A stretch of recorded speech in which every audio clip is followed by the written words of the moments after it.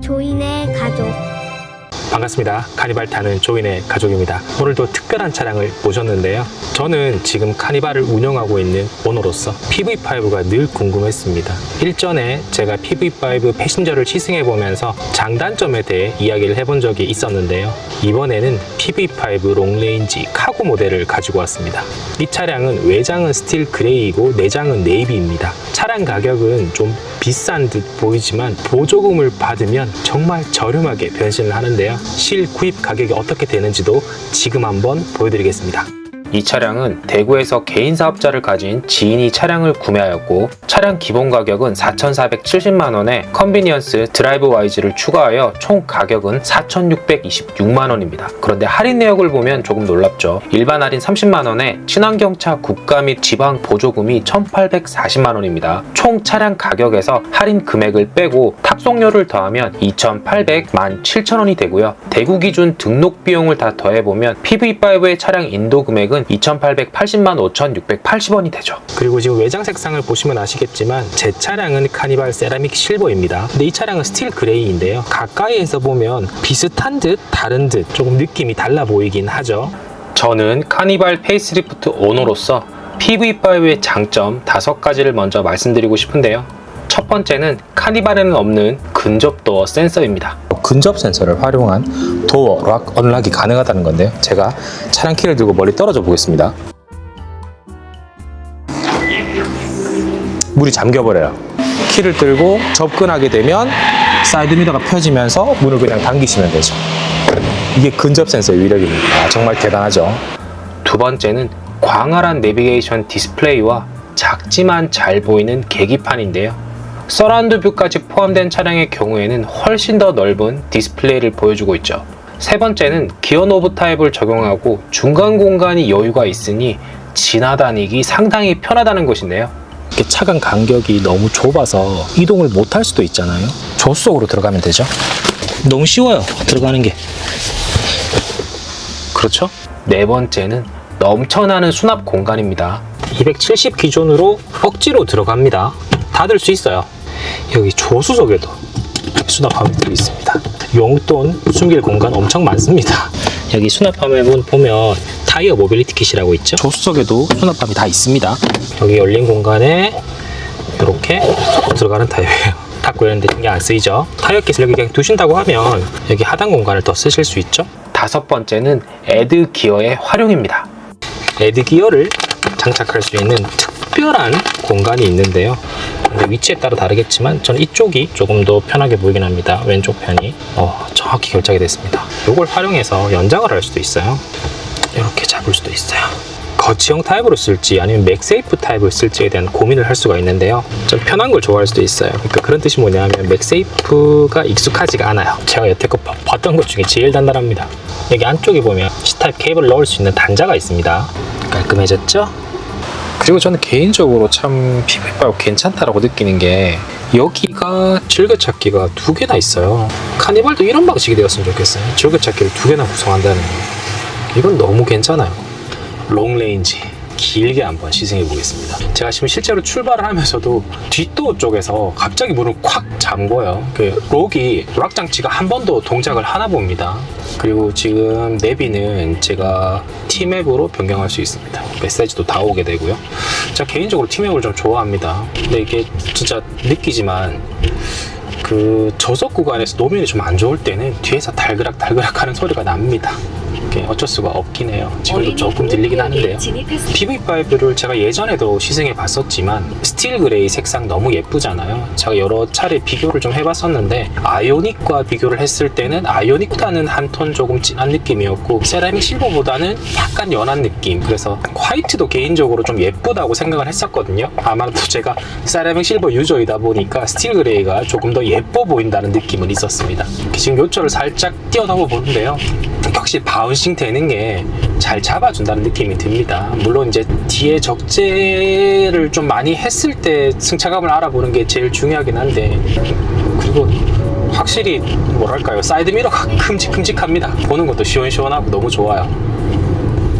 근데 가속을 조금 해보면 어떤 느낌이냐면, 드라이브 모드를 제가 노멀로 변경해서도 타봤지만 치고 달린다라는 느낌은 사실 없어요. 그냥 좀 부드럽게 간다는 느낌입니다. 그리고 화물차라는 기준으로 봤을 때 실내 내장재에서 주는 분위기는 너무 좋습니다. 그리고 제가 이렇게 계기판을 지금도 보고 있지만 저는 이런 타입 오히려 더 좋아해요. 우리가 림이 굵어서 우리가 일반 계기판들은 다 가리잖아요. 근데 이거는 딱 내가 볼 수 있는 정보들만 볼 수 있어서 너무 편해요. 그리고 주행 가는 거리 가이드라고 현 주행 정보를 알려주고 있는데 지금은 보이지 않죠. 주행을 좀 했을 때 주행 가는 거리를 보여주는 겁니다. 그리고 이 차량은 조금 주행을 하다 보면 풍절음은 좀 들어오는 편이긴 해요. 근데 창문을 닫았을 때는 그래도 소음을 좀 많이 완화해주는 편이에요. 뭐 시트의 착자감이나 이런 부분들도 조금 모아주는 버킷 형태의 시트다 보니까 좀 편하네요. 저는 뭐 쿠션하고 허리 쿠션까지 다 해서 지금 사용을 하고 있지만 운전하는 데 있어서 그렇게 큰 불편함을 느끼지 않습니다. 그리고 이렇게 깜빡이 소리 좋은데요.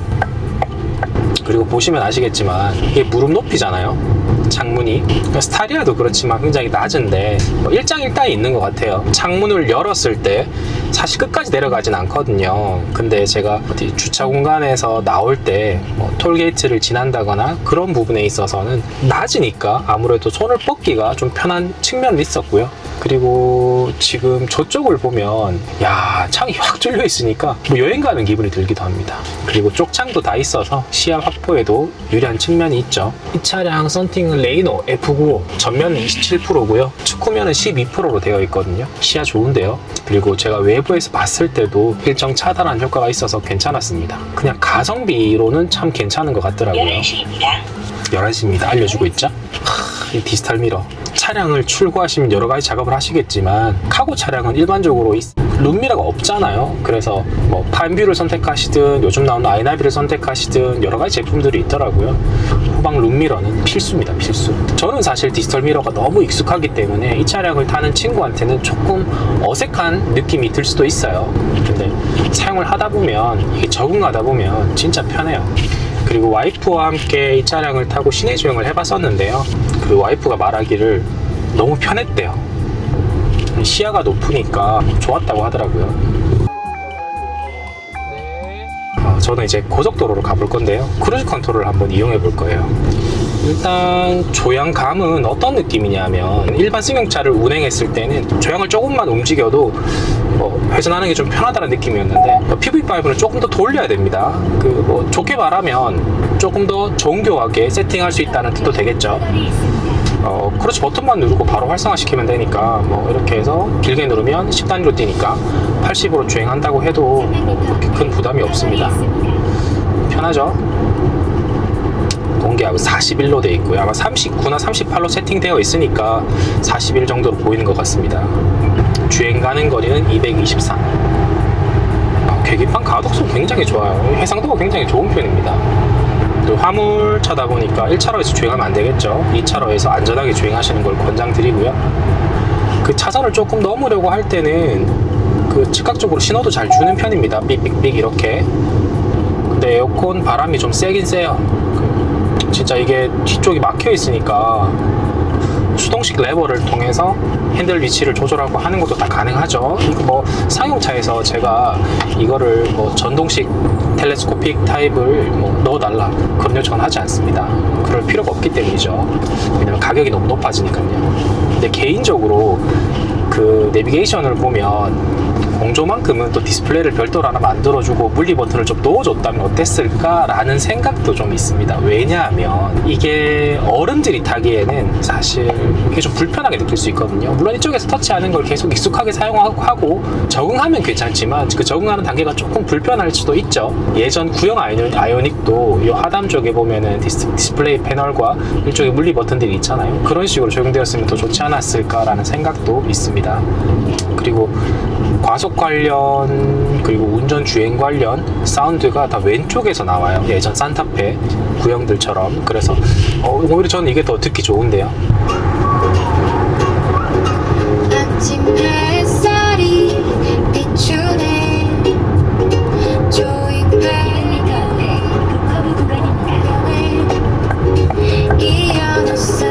이어놓으며 말하네. 자, 사운드 들어봤는데요. 이 정도면 괜찮아요. 지금 크루즈 컨트롤을 활용해서 상태에서 제가 계속 달려볼 건데요. 차간거리를 한 2단계 세팅하고 100으로 한번 달려보겠습니다. 시속 100km 구간 단속 종료 지점입니다. 풍절음은 느껴지지 않는데요. 근데 타이어 소음은 일정 느껴집니다. 노면을 구간 단속 긁는 소리 같은 게 조금 느껴져요. 물론 좋은 차량은 맞는데 이중 접합 차음 유리도 다 들어가 있고, 근데 아무래도 뭐 내장의 소음 관련된 800m 방음 관련된 시속 100km 이런 것들이 조금 부족하지 않나라는 생각이 들기도 합니다. 근데 이걸 화물차라는 기준으로 보면 예전에 우리가 포터나 봉고 탈 때 그 느낌과는 확실히 달라요. 승차감은 카니발 대비해서 거의 비슷하거나 일정 구간에서는 조금 더 좋다는 느낌을 주기도 합니다. 괜찮아요. 근데 패신저가 훨씬 더 좋았다는 느낌이었고요. 전 개인적으로 만족도 괜찮은 것 같아요. 꽤 시끄럽죠. 근데 뭐 핸들을 어느 쪽에 뭐 잡느냐에 따라 정전식 핸들이 인식하는 부분이 조금 이상하다라고 하시는 분도 계셨는데, 제가 살짝 보고 있거든요. 센터 정렬이 잘 하고 있는 것 같긴 한데 약간 오른쪽으로 가고 있다는 느낌도 주긴 합니다. 손을 맞춰가는 건 괜찮아요. 스마트 크루즈 컨트롤의 본 기능은 잘하고 있는 편입니다. 확실히 내비가 잘 보여주죠. 편해요. 보기 편합니다. 그 지인분들 중에 PV5 카고를 사신 분이 있는데 방음 작업도 손수 다 하셨고, 그 다음에 뒤쪽 현가장치도 교체를 하셨더라고요. 그래서 그거 보면 그분이 롤링도 있고 소음도 좀 있는 편이라 어떻게든 PV5는 그 작업을 해야 된다고 하시던데요. 근데 이걸 순수하게 화물로 사용하시고 뭐 데일리카가 아니고 그냥 가끔 사용하는 차로 가정한다고 하면, 고속도로 또 많이 안 뛰신다고 하면 그냥 순정으로 타셔도 괜찮을 것 같다는 개인적인 생각도 들긴 합니다. 근데 고속도로에서는 확실히 좀 소음이 느껴지긴 해요. 여기서 쭉 당겨서 오토, 그리고 왼쪽을 쭉 당기면 레벨, 아이페달이 되죠. 아이페달은 제가 1, 2, 3단계 뭐 다 해봤었는데요. 와, 진짜 너무 꽉 잡아요. 무섭습니다. 오른쪽을 당기면 다시 오토로 돌아가죠. 오토 1단계 정도로 두면 좀 편안하게 운행할 수 있는 수준이라 생각이 들었고요. 아이페달가 있으면은 진짜 엑셀 페달을 떼는 순간 너무 강하게 팍 잡아요. 지금 급 조향을 해보고 있는데요. 이것도 뭐 스티어링 휠이 조금 더 돌아가고 뭐 이런 부분에 대해서 신경을 안 써도 되는 게, 타다 보면 다 적응할 수밖에 없어요. 적응됩니다. 성함하고 핸드폰 번호 정자를 적어주세요. 톨게이트 이용하실 때 삼성페이 안 됩니다. 몰랐네요. 가상 계좌로 좀 있으면 들어온다고 하니까 그때 결제하면 될 것 같아요. 예전에 스타리아를 탔을 때는 노면 잔진동을 좀 잃는다는 느낌이 있었거든요. 그 다음에 뭐 단단한 느낌이었긴 하지만 그래도 조금 거친 반응이었습니다. 근데 PV5는 확실히 부드럽네요. 뒤에 격벽만 안 보인다면 이 차량을 누가 화물차라고 생각하겠어요.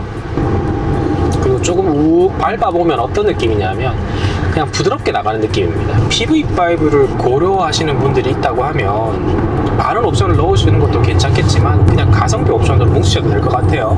근데 구독자이자 친구는 이 서라운드 뷰를 안 넣은 걸 좀 많이 후회하더라고요. 슬림한 타입이긴 하지만 그래도 길잖아요. 그렇다 보니까 서라운드 뷰는 넣는 게 좋지 않나 라는 말을 많이 하더라고요. 영상 봐주셔서 감사하고요. 다음에 또 좋은 정보로 찾아뵙겠습니다. 구독과 좋아요는 늘 힘이 됩니다. 감사합니다.